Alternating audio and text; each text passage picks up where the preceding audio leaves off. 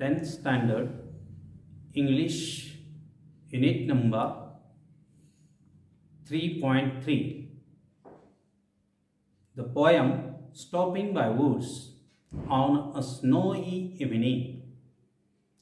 Here we see that stopping by woods on a snowy evening, the title of the poem is quite appropriate. Stopping by woods on a snowy evening means the poet stopped in the woods and there is a snowy evening, means it is winter season and the time is evening.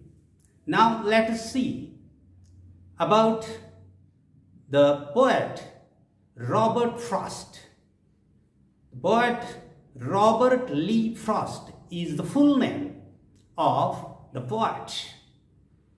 He is in 1847 and 1963 he died. Was an American poet. Means Robert Frost was an American poet. He is highly regarded for his realistic depiction of rural life and his command of American colloquial speech. Means the poet Robert Frost, highly regarded for his realistic depiction, means natural depiction or rural life depiction, and he is a master in the regional language, or he is master in the pronunciation of the speech. He is one of the most popular and critically respected American poet of the 20th century. Means the Robert Frost is popular and critically respected American poet in the 20th century. He received 4 Pulitzer Prizes for his poetry, and because of that he got the popularity in America. Now let us see what is in the poem. In this poem, the poet describes as a little incident happening in a snowy evening. As a traveler, the poet is fascinated by the beautiful scene in the woods. He stops to enjoy, but his mind urges him to go on. Means in this poem, the poet describes as a little incident which is happening at the time of the snowy evening. As a traveler, the poet is a traveler and he is traveling along with his horse. And when he is traveling in the nature where there are the hills, mountains and natural scenic beauty, at that time he is fascinated by the beautiful scene in the woods. He stops to enjoy, but his mind urges him to go on and on. Now let us see what is exactly in the poem or through the line. There are 4 stanzas in this poem. First 3 stanzas about the nature and last stanza is a philosophical stanza. So this poem is natural as well as philosophical poem. Those words these are. Now we have to see line by line. Whose words these are, I think I know. His house is in the village, though he will not see me stopping here to watch his world fill up with snow. This is the first stanza. And let's see. Whose words these are, I think I know. I refer here in this line is to the poet, to the speaker, means the Robert Frost thinks that. Means he is not sure about whose word these are. But he assumes that I know, I think, I imagine that these woods I know. Who is the owner of that wood? His house is in the village, though. He refers to the owner of the house. So, the owner is living nearby the wood. He is not living in that wood, but he is living, the owner of the wood is living in the nearby village, but he cannot see. But he cannot see where the poet or where the Robert Frost stopped there, maybe in the wood or not. Why he is not watching or why he is not seeing to the poet, to the Robert Frost? Because in the next line he cleared out to watch his wood fill up with snow. Because there is the full of snow is there and the time is evening time. And in this evening time there is darkness spread and snow falling is there. And because of the snow falling, he cannot see. He cannot see where the poet stopped. My little horse must think it queer to stop without a farmhouse near. But the woods are frozen lake.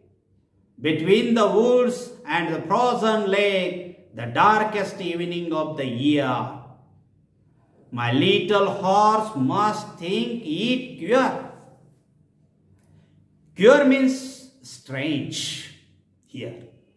The poet is very attracted by the scenic beauty of the wood. And so, and with having him, there is a beautiful horse, a pony is there. And so, the poet says here, or the speaker says here, my little horse must think it queer. Queer means here strange, means here differently happen thing. Strange thing happen. What is strange thing? To stop without a farmhouse near. Always the poet stop, the master stop where there is a farmhouse. But now the poet stop there, but there is no farmhouse, there is no shelter, nothing was there. But why? There is a big question in front of the horse. He is thinking that. Actually, the horse is not thinking. Horse has no thinking capacity. The thinking capacity having to the human. So, here, poet thinks that the personification, figure of personification is achieved in this line. My little horse must think. Thinking is the human quality. Imagination is the human quality given to the horse. But actually, horse is not thinking here. To stop without a farmhouse, it is a different thing happen. It is strange thing happen. So, this little horse thinking that it is a cure to stop without a farmhouse near. Between the woods and the frozen lake, the poet or the speaker stopped in the woods. Between the wood and there is a frozen lake. In the middle of the wood and the frozen lake, the poet stopped there. And there is the darkest evening of the year. And why? The horse is thinking that why the master or the owner stopped at this darkest evening. When there is a darkest evening, 21st of December is the darkest evening of the year. On that particular evening or particular night, it is the longest night, and that time there is a winter season, and in this winter season the frozen lake is there, and the wood is beautiful, wood is there, scenic beauty is there, and it is fascinated, it is attracted to the poet, to the speaker, but there is no shelter, there is no farmhouse, and in this situation the poet wanted to stop there, but actually there is no farmhouse, there is no shelter. Why our master stopped there? That is the big question in front of the horse. This is the second stanza. Now we see the third stanza. What is exactly the third stanza? He gives his harness bell a shake to ask if there is some mistake. The only other sounds the sweep of easy wind and downy flake. He gives his harness bell a shake. The word he refers to the horse.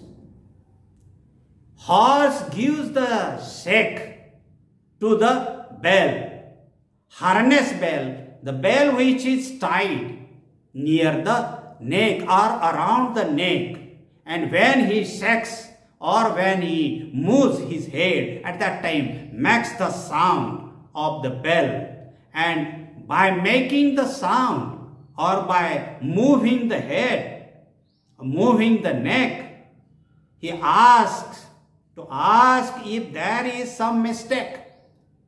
The horse asks to the poet, to the master, you have made mistake, master, because there is no farmhouse, there is no shelter. Why you stopped here? This is the mistake made by the poet or the speaker or the master.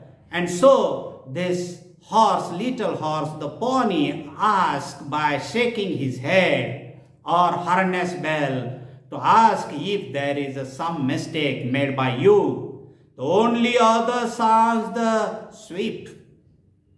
Means we can understand that there is a calm and quiet atmosphere in the wood. Only other sound means the sound of bell or the sound of harness bell, and other sound is the sweep of easy wind.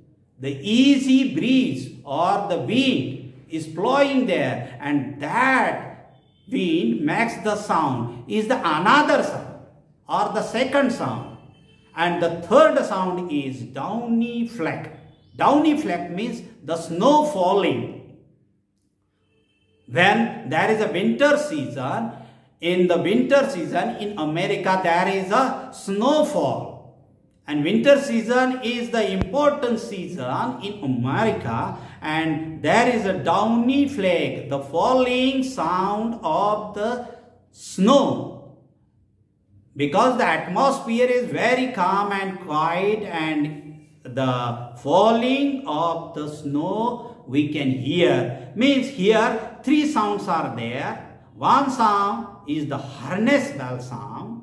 Second sound is the sound of sweeping wind. And the third sound is the downy flake sound. These are the three sounds represented here, or we can see the three sounds: harness bell sound, the wind sound, and the downy flake sound. These are the three stanzas which are related to the nature. And the last stanza is about the different thinking, That is a philosophical thinking, philosophical touch is there in the last stanza. The woods are lovely, dark and deep. In the first line, poet uses three adjectives: lovely, dark and deep. Lovely is related to the nature. The nature is lovely, the nature is beautiful, the fascinated nature is there, and the dark is related to the evening, and deep is related to the wood. Because there is a dense forest or dense wood, dense trees, big trees are there. And because of that, the deep or the density of the wood, darkness of the evening and loveliness of the nature, beauty of the nature, scenic beauty of the nature is reflected in these three words or the adjectives. The woods, poet here uses the word woods, not the word forest. We have to think about two words, woods and the forest. Forest is different and woods are different. Woods are man-made and the forest is naturally made, where there are animals. Wild animals are living in the forest, but in the woods there are no wild animals, birds and other things are not living in the woods. The trees are planted by the man in the wood, but in the forest naturally it grows. That is exactly the difference between the woods and the forest. But poet Robert Frost is very brilliant and he used a particular word in this poem, that is woods, and which woods are very beautiful, lovely, and the scenic beauty is dark and the deep density of the forest. But I have promises to keep. But I have promises to keep and miles to go before I sleep, and miles to go before I sleep. The last two lines repeated here because the poet or the speaker emphasizes on the view. What is the view of the poet? That sleep, the word, is not the actual sleep which we are taking, but here the sleep is reflected or related to the eternal sleep, that is death. Before the death, he emphasizes, before the death of the person, any person or the poet's death, he has to complete some of the promises. The promise which we are giving to our friends, that is not the promise.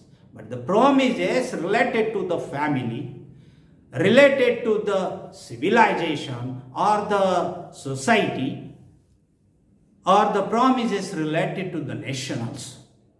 He has to complete the promises of the family, society and also nation before going to sleep, before going to eternal sleep, before going to the death, has to complete all these things. So in the last stanza, poet emphasizes his view, his imagination or the philosophical touch is given in the last stanza. The woods are lovely, dark and deep, but I have promises to keep. Means I have given some promises and I have to complete these promises, these responsibilities.